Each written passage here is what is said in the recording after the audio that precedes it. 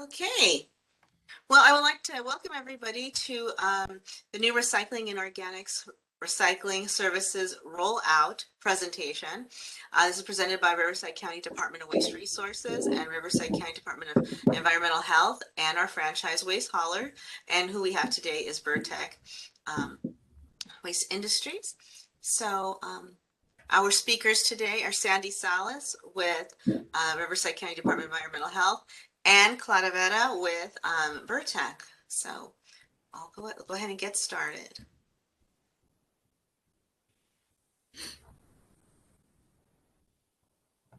Okay, and I'm going to go ahead and just kind of do a quick overview of this program coordination.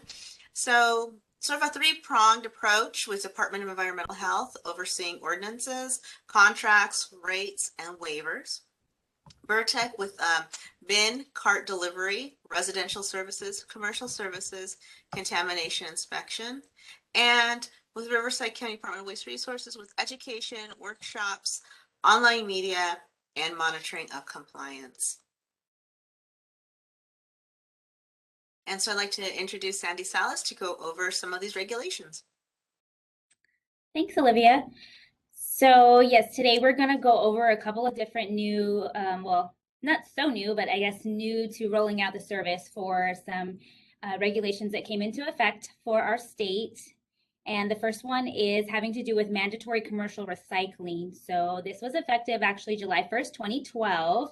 Anyone who is a commercial business or multifamily dwelling 5 units or more is required to have mandatory commercial recycling if you're generating 4 cubic yards of any waste stream altogether. So if you're generating 4 cubic yards of waste, you are required to have a commercial recycling bin. So a bin separate for all of your paper, plastic, cardboard, that type of recycling. So you can do that through your hauler, or you can do your own recycling, self-haul, backhaul, or have a third party taking that material, but you are required to have the recycling that category.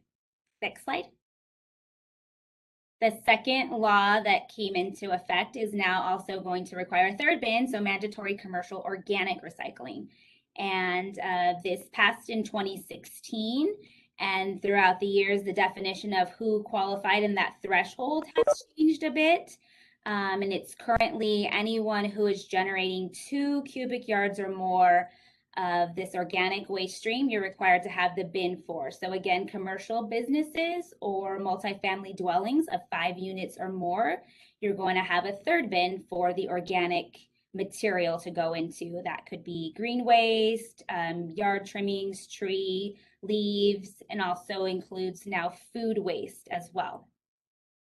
So the same criteria, you would have this extra bin. So now 3 bins are coming into effect. Next slide. If you are a business that's qualified with the first 2 assembly bills, then you would also be in this category, as well as not only having 3 separate bins in the back of the house or outside to separate your waste streams, but you'd be required to have 3 bin separation in the front of house for your consumers to dispose of the 3 waste streams within the premises where they are consuming any food or beverages. Next slide.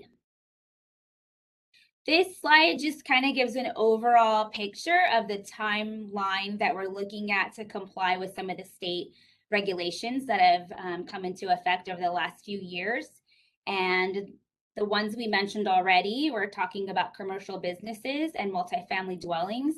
And eventually this will include everyone, even residential. And this is the time frame that we're looking at to come into compliance with state law. The next thing coming up kind of incorporates the last 2 things with commercial recycling and organics recycling and kind of formalizes it for everyone. It's SB 1383, short-lived climate pollutants. And the main goal there is to divert organic waste from the landfill.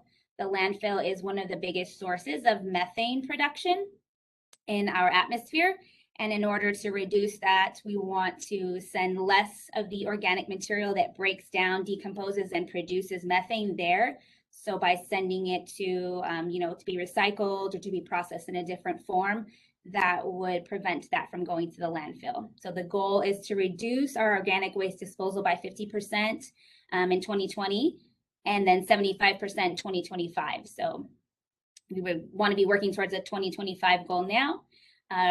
And also we were looking at food that can be recovered. So if it's still edible food that can be donated or sent to another facility instead of being disposed of, that's going to tie in as well with this new upcoming 1383. Next slide, please. So something that Riverside County particularly did to kind of fall into place with all of these codes and bring the county into compliance is we updated our solid waste collection ordinance. So compulsory collection for the unincorporated areas of the county, County Ordinance 745. And this basically talks about everyone required to have the 3 bins now, and the color system that will eventually happen once the inventory for all the bins is there and can be replaced. So you will have a green container for your organic and food waste, a blue container for source separated recyclable materials, and a gray container for all other waste. So the bins might not be those exact colors just yet, but eventually that will match the law. There are some waivers that are available if you feel that your business or multifamily dwelling qualifies for. And the criteria we could explain to you or have posted on the website. You can self-haul your own waste, or if you don't generate enough organic waste, you can qualify for a waiver, and you would just need to notify our department, and there's going to be information at the end to tell you how you can contact us so that you can ask for that waiver notice. The next slide. And is this still me, or does this one go to Clara? I forget. Still me, sorry. Okay, so it's still you, sorry. Okay, services. So just so everyone knows, there will be some changes possibly to your services. You would be getting additional one or 2 bins, so that you would have a total of 3 in some circumstances if you didn't have multiple bins in the past. And your rates will be changing in accordance with that to account for those changes. This may also mean that there could be a change in your service day, but Clara will clarify some of those things for you. Just remember, our department is going to do the waivers at this point. So next slide, I believe now goes, nope, still me. Okay, waivers. Waivers and exemptions, just another little bit of information. So that will come to us with environmental health, the LEA specifically, that's a local enforcement agency.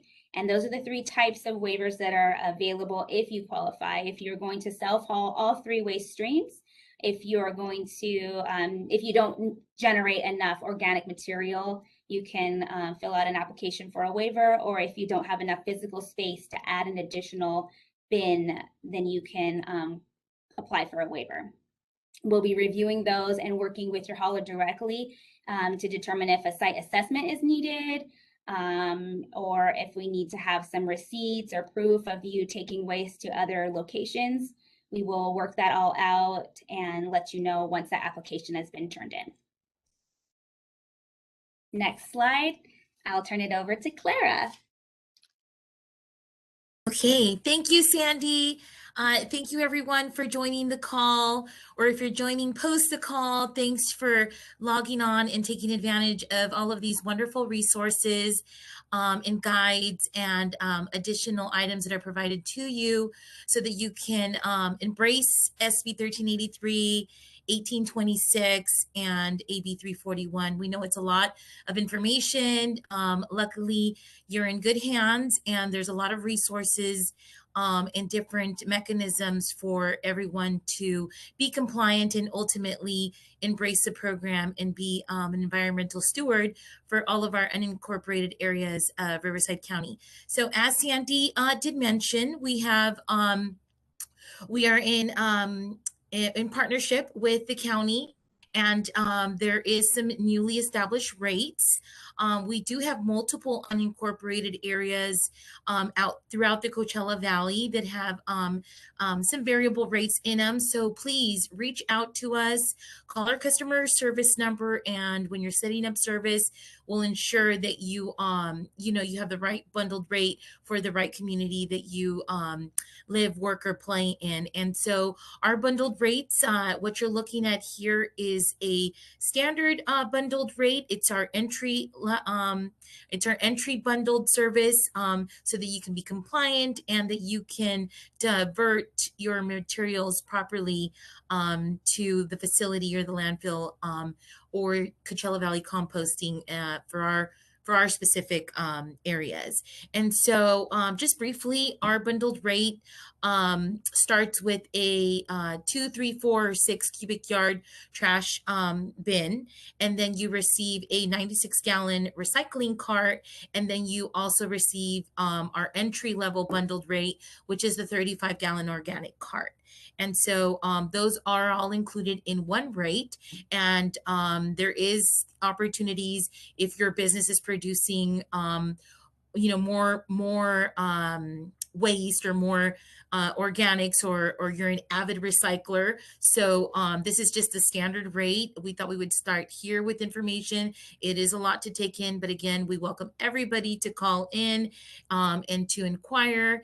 And if you feel that you have a unique business, we are working with the county and the different agencies there to provide a waste assessment. It's a free waste assessment. It allows us to come to your business and to assess your waste streams and to provide that documentation to the county for final approver of your business and what that compliance status would mean. And then we also take advantage of the fact that we're visiting your business, and perhaps maybe you need some free educational material, or you have new staff that needs to be trained. So please do reach out to us, take full advantage of the resources that we provide to you, so that not only can you be compliant, but that you have everybody on your team that is embracing your recycling programs and diverting the items properly. So absolutely, please take advantage of those, and we'd be happy to schedule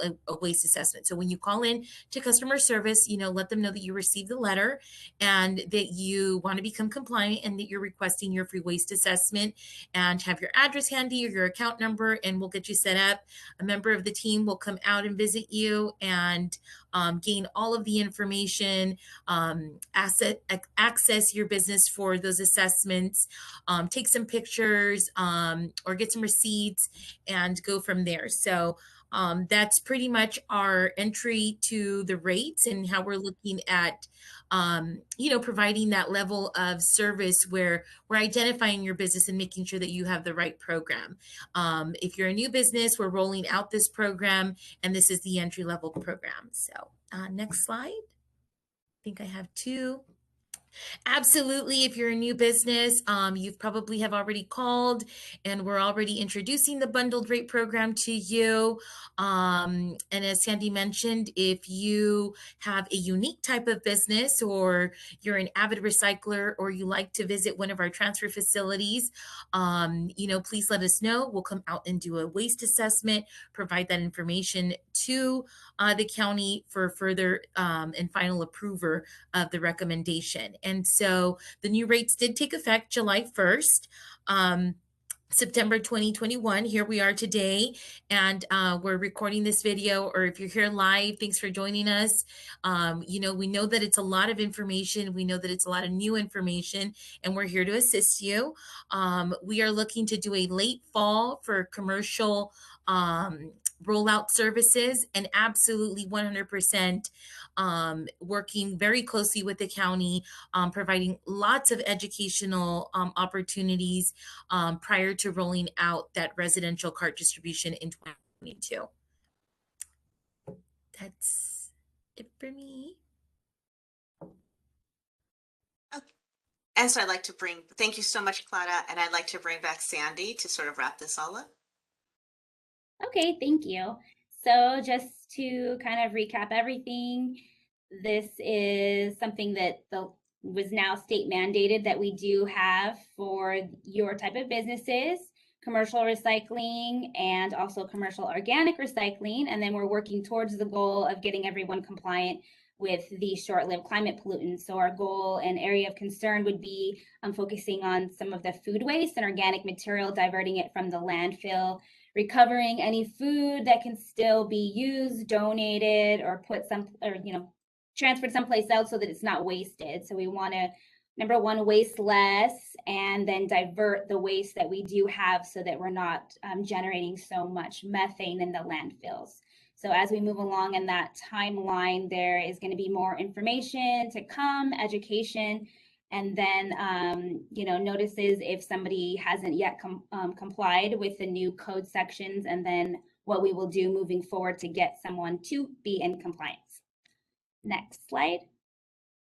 Does anyone on the call have any questions today that we can help and answer for you? I'm not seeing anything in the chat, so. Okay. And that's okay if there aren't any questions this time through. But if anything does come up, we will be sharing the information on our respective web pages. And then, oh, Clara, yes. And I think it would be very helpful if I gave everybody who may be logging on later, or if you're taking some notes, if you're on the call today with us, please feel free to call us directly. We're at 760-341-2113. That's our customer service number. We have live agents waiting and embracing for everyone to call in and learn more and be compliant. So I just wanted to share that information and echo Sandi and everybody on the call. We are providing collateral that highlights all of the agencies here and some local agencies on how you can divert edible food, and some tips on how we can absolutely 100% reduce the food that we take, and maybe share a plate with your friend at lunch versus maybe having 12 pancakes. But I'll leave it there, and absolutely 100%. Thank you everyone in the future who's looking at this.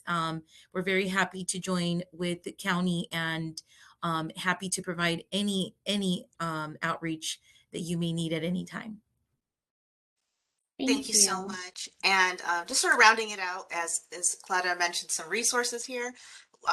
So for more information about AB 341, 1826, 827, and 1383, I think that covers all the numbers.